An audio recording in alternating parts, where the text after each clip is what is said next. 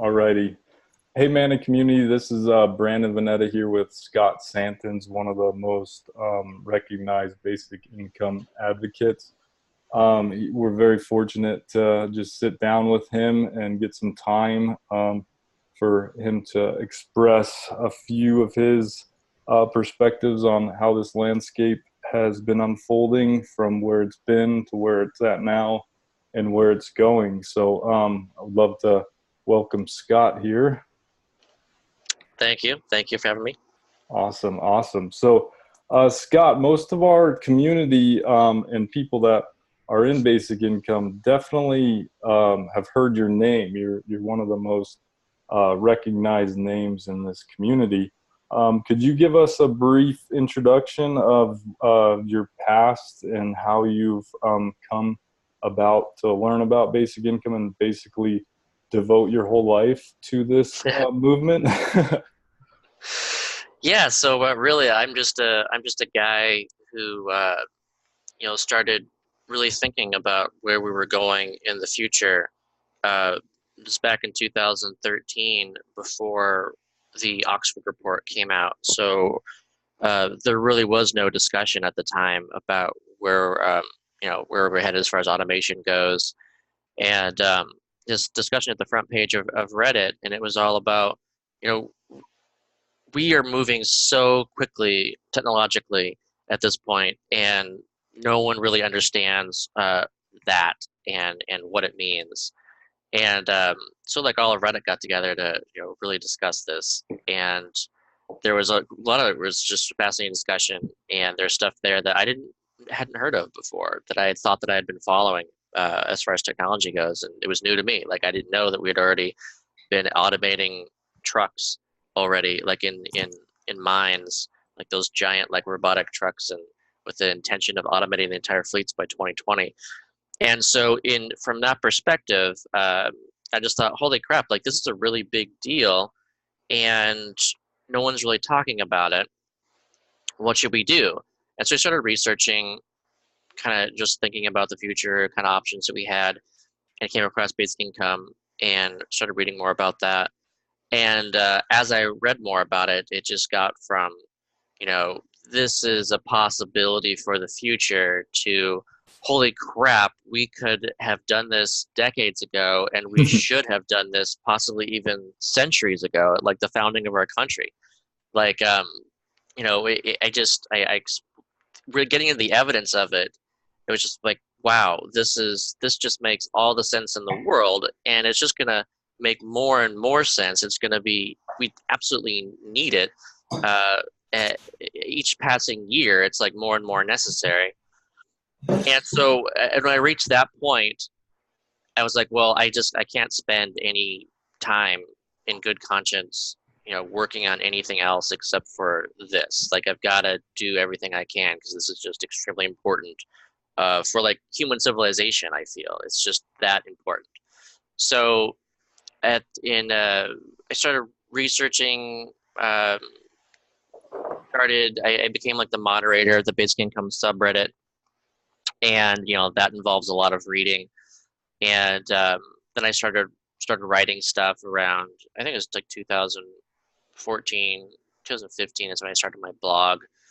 Um, and then I in late 2015, no, late 2014, I started crowdfunding my own basic income on Patreon, and I was able to achieve that. So that starting in the beginning of 2016, and ever since then, I've started each month with a basic income floor of $1,000, every month. So that's what I get. I know that on the first of every month, I've got that, and Mhm. then I can always earn, anything else on top of it through wherever. But I've got that foundation, and so I've learned a lot even having that, and of course having it has enabled me to focus on this full time. So I achieved what I my goal was, which is I just can't imagine not spending any time not on this, and here I am now. I've been devoting my time on this constantly, since then. So I've been focused on this since since 2013, and yeah, it's grown quite a bit, and here I was like when I first started writing my blog posts, it was really kind of the impetus of that was reading these articles and stuff online where it just seemed to be screaming like it should be mentioning basic income, and it didn't. Yeah. So I was like, all right, well, I've got to write these articles because no one else is. And then also my part of my strategy was like, well, at some point in the future, people are going to be searching for basic income stuff, and from a lot of different angles.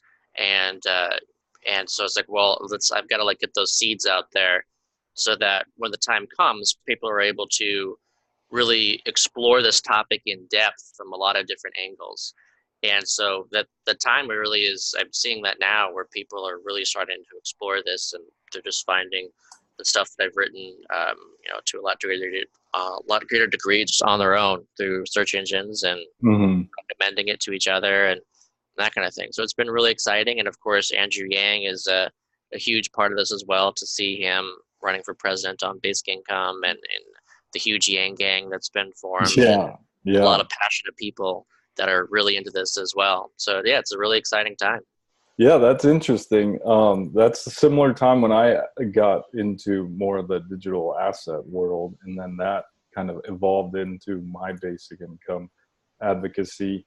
And what's interesting to me is how successful you were to achieve your basic income, because that is a very difficult thing to crowdsource, as I'm learning on this. And but what it does, like from the economic security, because we've gone down this is like we've devoted our whole lives basically to this whole Mm. thing, and going down economic insecurity, it takes a lot of mental bandwidth off of like into just your energy, and it's a real thing. So if you can have that economic security and get the heads up, it creates a whole nother layer of creativity and all this. So that's really. Yeah. One of the first things I ever learned through the crowdfunding of my basic income was it was interesting because I kind of lived with a slightly larger basic income each month through 2015.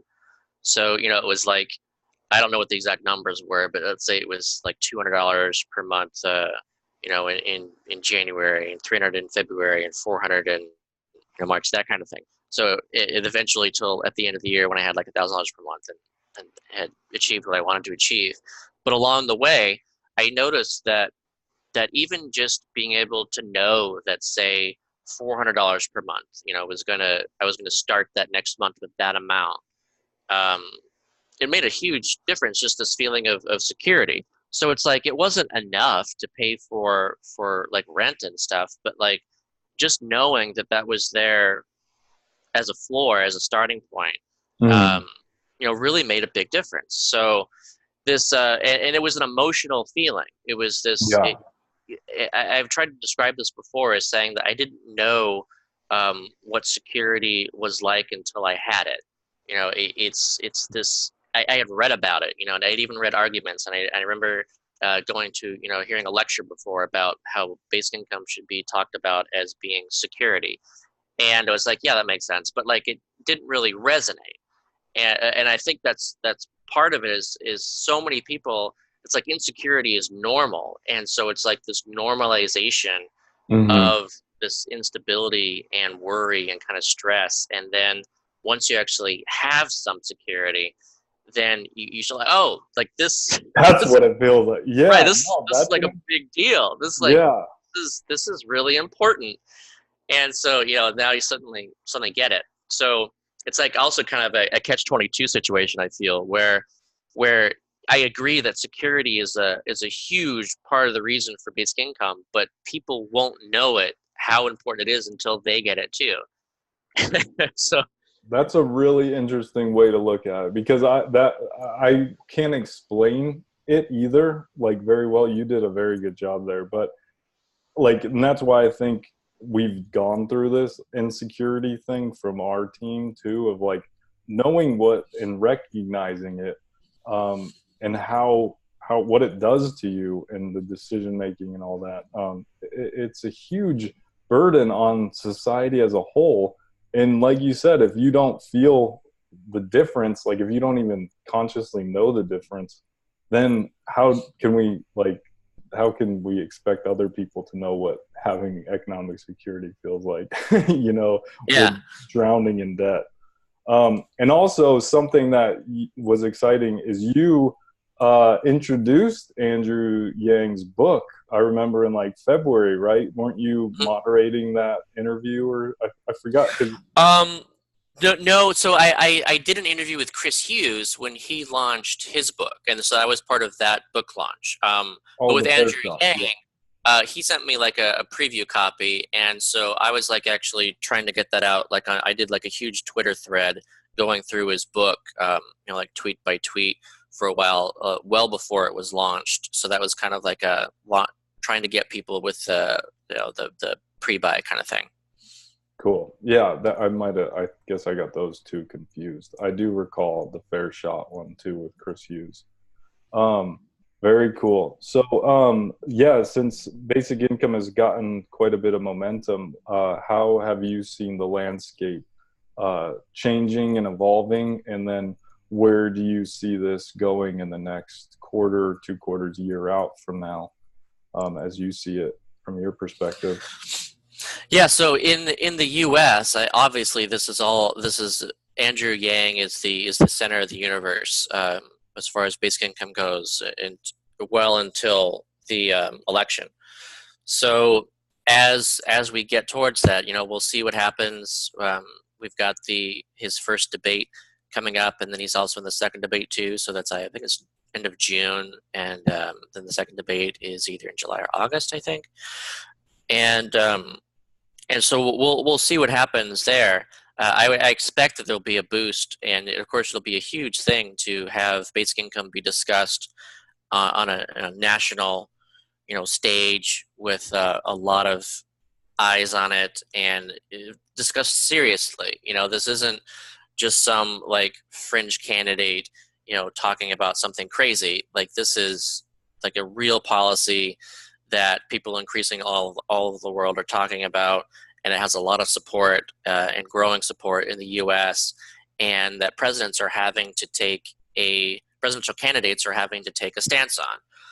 And so far Andrew Yang is the one bringing it, but I expect even some other candidates to start to say, yeah, it's a good idea. Like Pete Buttigieg has already spoken. Mm-hmm. Uh, I wouldn't say he hasn't endorsed it, but he's spoken about it in a way that he thinks it's could be important, and he thinks of it as like he hasn't looked into it much, so he's thinking like it's a work disincentive that we should pay people for working and da da da. So he doesn't quite get it, but at least he is not like spoken against it as say you know Joe Biden is anti basic income, and Beto O'Rourke is anti basic income. So it's interesting too to see them being asked by them. And Bernie Mm-hmm. Sanders even too, where someone asked, "Hey, so what do you think about this?" And he said, "Oh, I got a better idea than basic income. I think job guarantee," which is a real shame to see because for years he'd been increasing his support for basic income with each time he was asked, really. Like there you could see this thread going towards where he seemed to be more and more interested in being openly for basic income, as in like it felt like he liked it, but let's say there was a political hesitance behind it, just Mm-hmm. purely politically strategically thinking. And so then for him to come out against it and for job guarantee as an alternative, then that was real disappointing to see. But it's again, I think it's a political decision, and that's what we're seeing is like politicians having to make this political decision, as it being that's how a lot of people are going to inform their choices. So it's fascinating to see that basic income has gotten to the point where you do need to take a stance, and it's a serious thing to take a stance on. Mm-hmm. Yeah. Yeah. So that'll be the next year or so. And I still see it as an inevitable turn of events, whether governments can get their act together or the free market comes around, I think will do it no matter what. And so that leads me into this next question. Is where do you see like digital currencies in this free market approach playing a role if you do see that as a pivotal piece as you transform into this Yeah.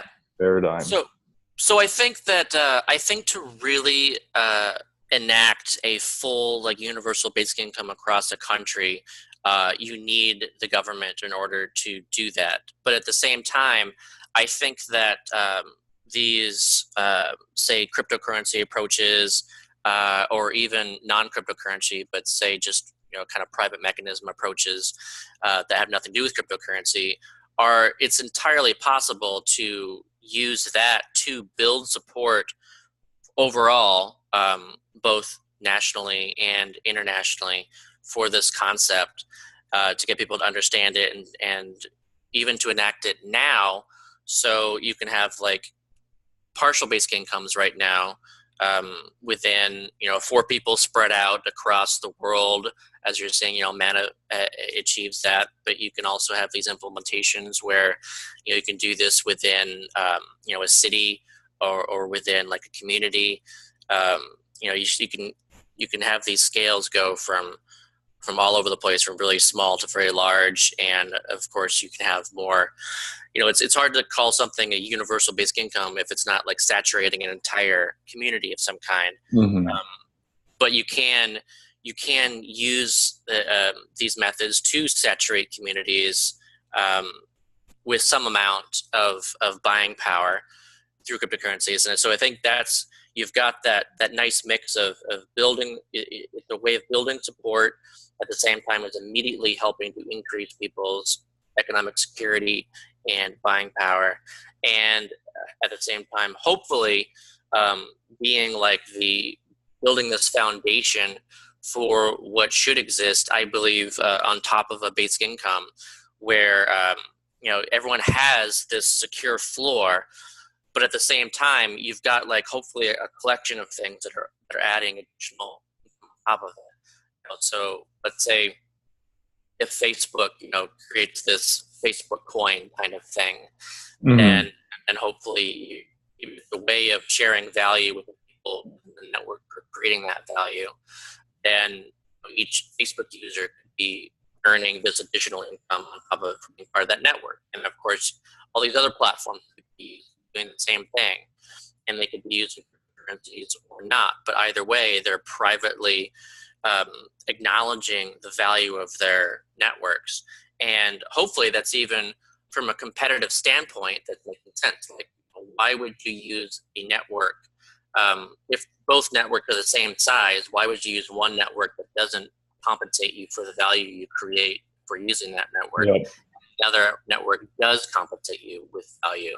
So it just seems like hopefully we're going to a space where, in order to successfully compete with your competitors, you are actually compensating people for their value.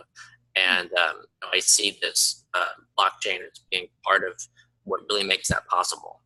Yeah, that's an interesting, the Facebook getting into it. I think they disclose what they're calling it, like global coin or something. Yeah, something Them like that. entering the field is like a game changer for sure.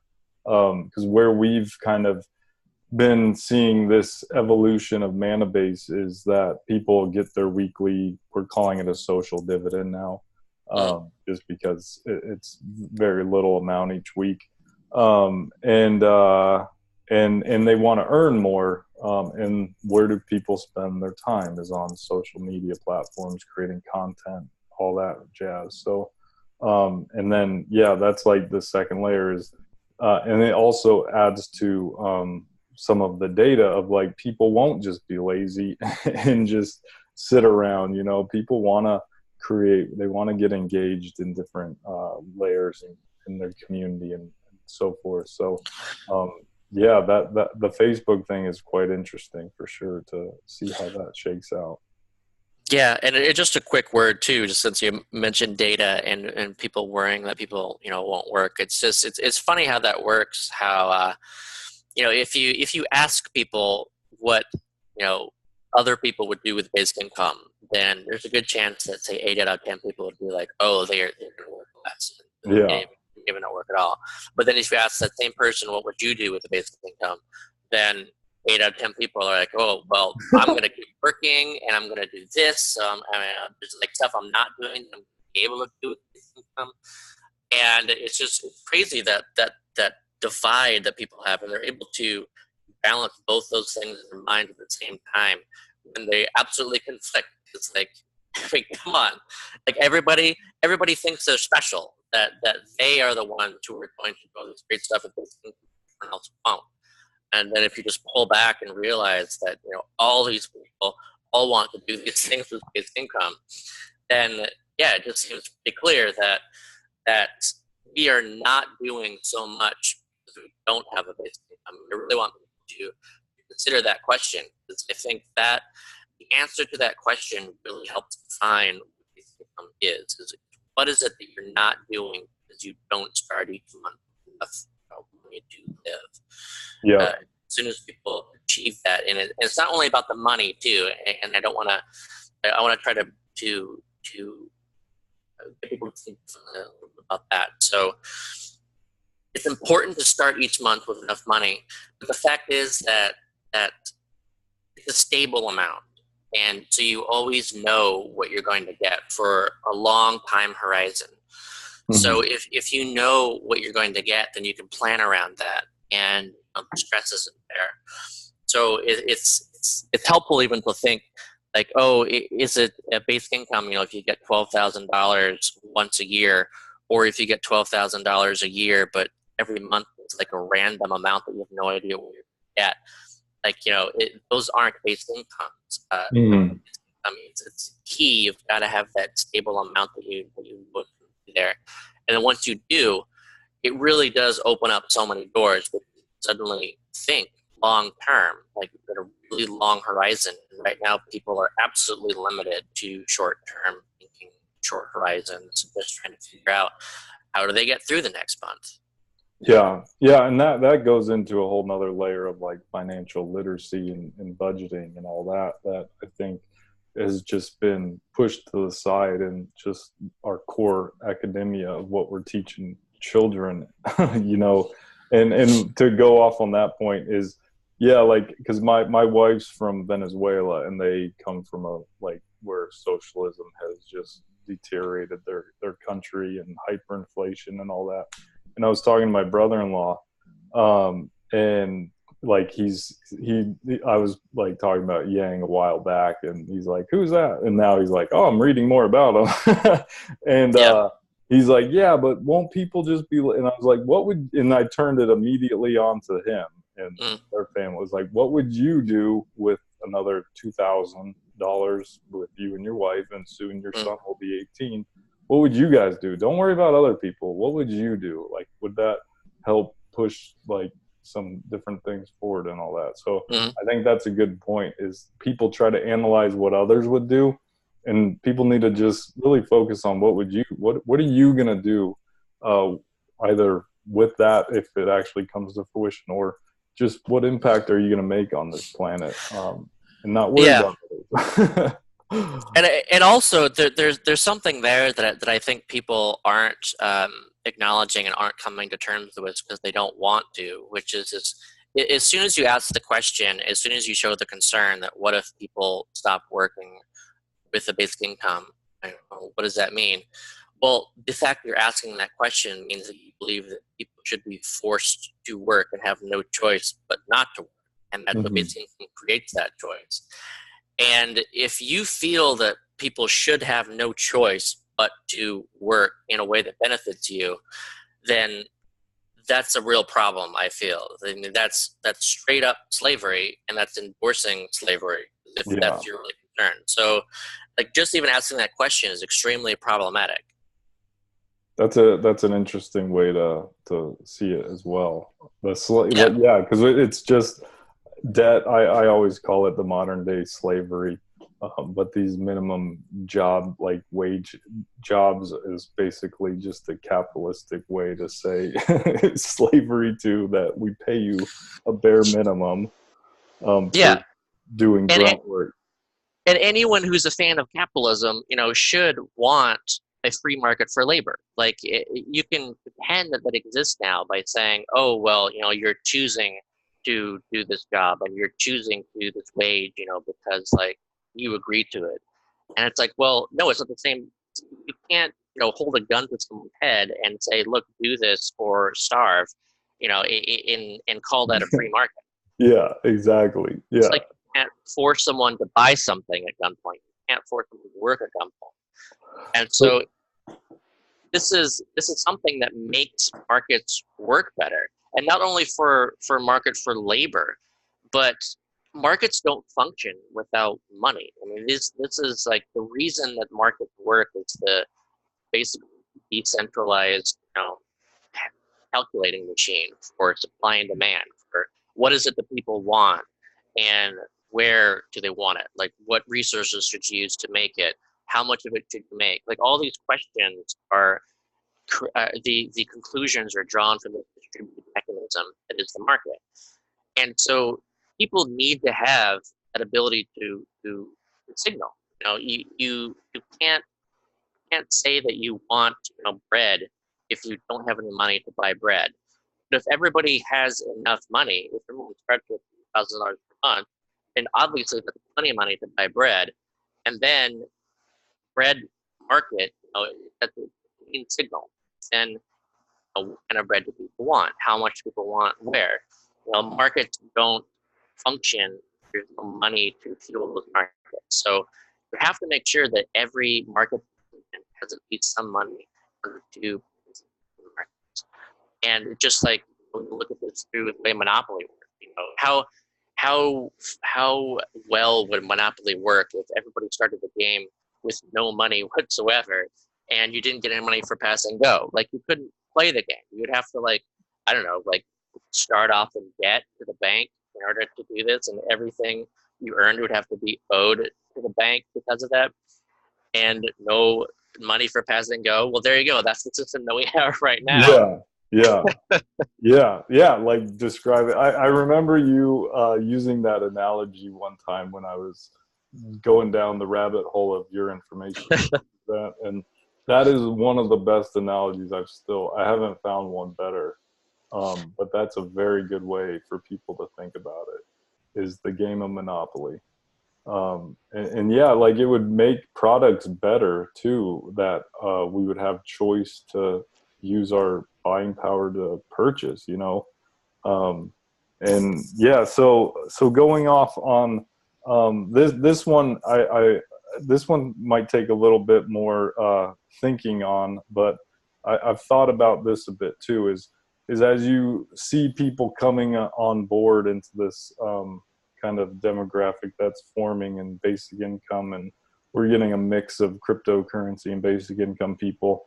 What do you see that's a bit frustrating that people should recognize as they enter dialogue with people, and then also within its community? Because what I'm starting to see is like we're all for basic income, but there's different ideas to achieve it, and therefore we're kind of fragmenting the energy that's shifting in that direction. So what do you see as something that's a bit frustrating from your perspective that our listeners and our user base could kind of think about, so we don't make those same mistakes as we try to take all the energy and put it in one direction to make all this happen? Sure. So I would say, the thing I've been saying from the beginning is that basic income is not left or right, it's forward.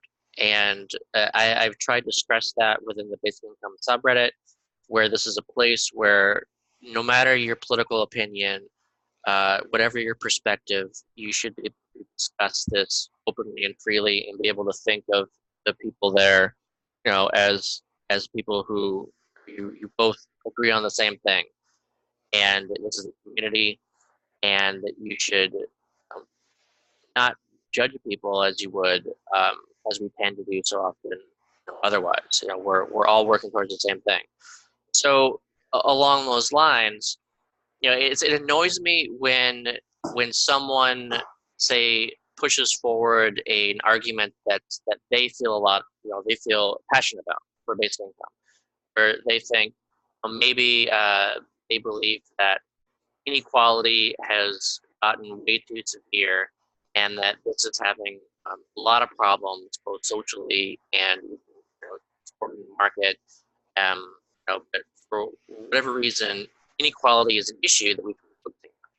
So, and then if someone else who even agrees with basic income then responds to that and says inequality isn't an issue, we shouldn't be worried about that, da da da da.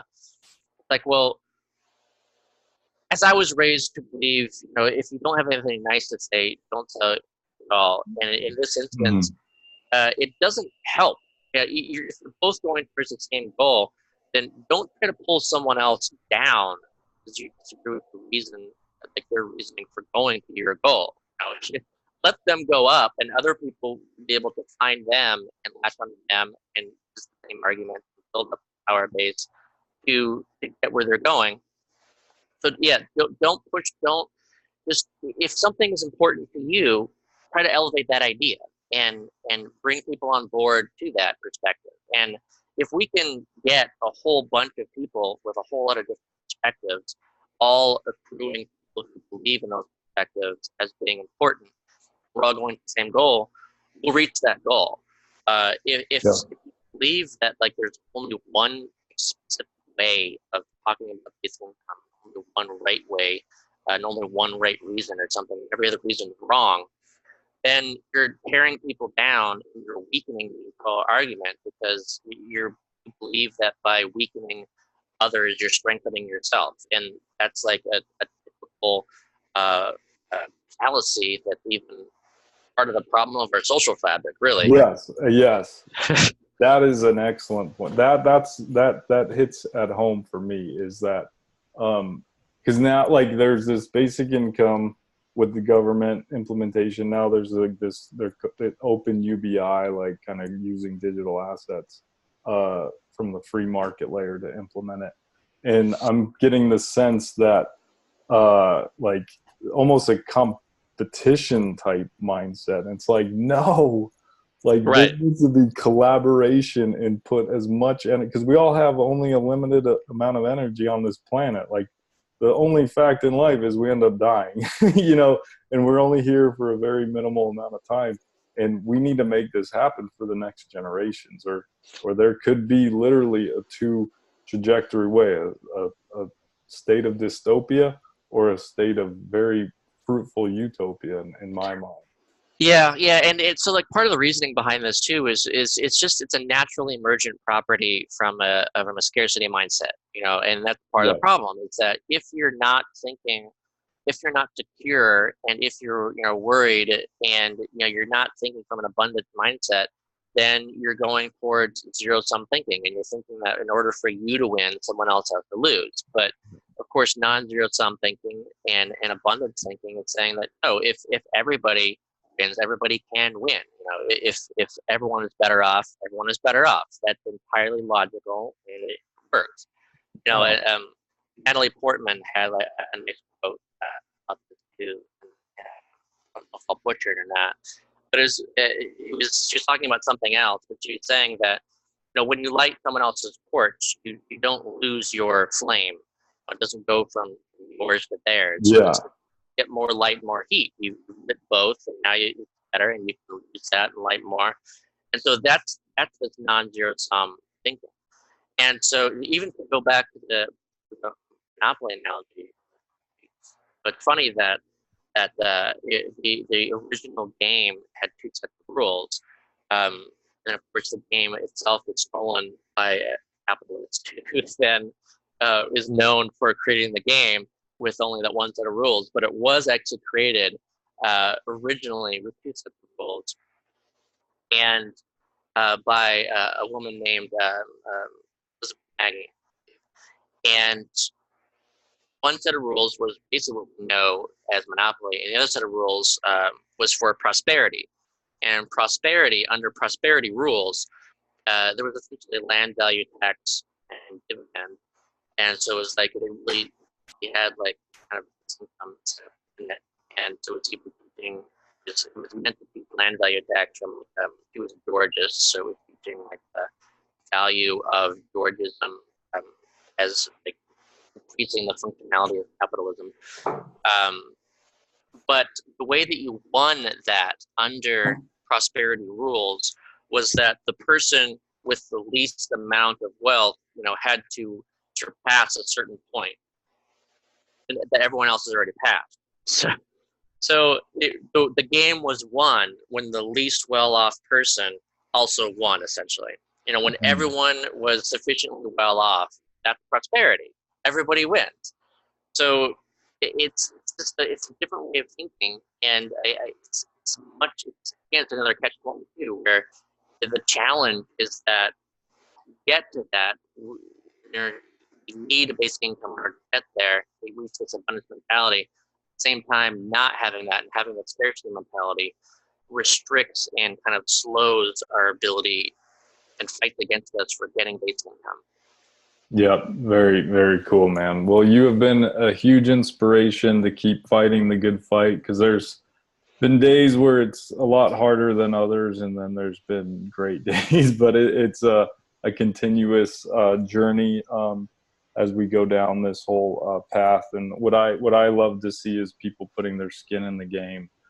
These newcomers coming in, and all I love supporting that because it's one thing to talk about it and all that, which is great, but it's a whole nother endeavor to put your heart and soul into it. And you are an epitome of doing that and committing your life to this. And I really have a lot of respect for you, Scott. And I know the community does too. And would love for you to close out any final thoughts and then where we can keep tabs on your story as it unfolds. And um, yeah. I guess so. Final thoughts, uh, like along these lines of like where we're going and how excitement is building and stuff is. I think I've been thinking about this where it's a lot harder to really push for an idea. Um, it's there's no it's not something you can hold on to. It's very amorphous, and you don't know when's going to happen. Like I have no idea when basically what's going to happen. I have no idea where it's going to happen first. But I've devoted myself to this, but that's really difficult to do. Whereas Andrew Yang has made this more of a tangible thing. So this is if you support him and if he gets enough votes support, then suddenly basic income can happen in 2021 potentially. So it's like you've got a person you can support. You've got a way that you can put your money towards with the tangible outline, the possible deadline, and a date where like this is possible by 2021 if we're able to meet these various requirements. So that's like really helped build or what's like helping power the Yang Gang and its growth is that you can get excited about something that's more real. Um, and so whatever happens when come election time in 2020, this is we can potentially achieve this if enough people get involved. And so I hope that people do get involved. And also, even if you don't support Yang, and let's say you do support, more like crypto initiatives and these things, and support those things, like just find something where you can devote your resources, monetary resources, your efforts, your volunteering efforts, your skills. Just try to find something you can be involved in where you are part of this movement that builds towards this outcome. Um, and I think if enough people do that, what's that number? Magical number? It's like 4.5% or something like that. Where if enough people are extremely involved towards reaching some goal, then you're able to hit like a tipping point where it Yeah. drops for everybody else, and then suddenly it happens. So Yep. it's not like we have to support, we don't have to get, 80% of the population extremely involved in this order to make it happen. It's just we have to get enough extremely motivated people to do this. And once we do, it'll be even faster, and more energetic than we're seeing right now. It's hopefully inevitable chemical reaction essentially. But Yeah. you got to have the foundation, to have the catalyst, and we can make this happen. Just people need to understand that is possible in the short term. You just gotta find something you do to help. Yep. Awesome, brother. Well, yeah, anyone that wants to find, it's scottsantens.com, right? Is your personal website there? I can put it Yes. in the comments here. Yeah, my blog is scottsantens.com. I tweet a lot, so follow me at Scott Santens on Twitter, and I've got a YouTube channel, Scott Santens, there as well. I've been posting the various podcast episodes too. My podcast is on Anchor. And I also just started Basic Income Today, which is like a UBI news hub for keeping Yes. track of like the most important kind of stuff related to this. Yes. Congratulations on that. That's very Thanks. cool. And yeah, and you accept Manna for support. So yeah, Yeah, well, with that, I think your address is on your website. So I really appreciate what you do, man. You are a huge thanks. inspiration, bro, and just so honored to be on this journey and be a small Yeah, part yeah. of it. Thank you for joining the journey. Yeah, yeah, absolutely. I'll do my small part where my strengths are and Yeah. see where this all goes. So I'm gonna wrap us up here and really appreciate it, Scott. Thank you so much. Thank you, Brandon.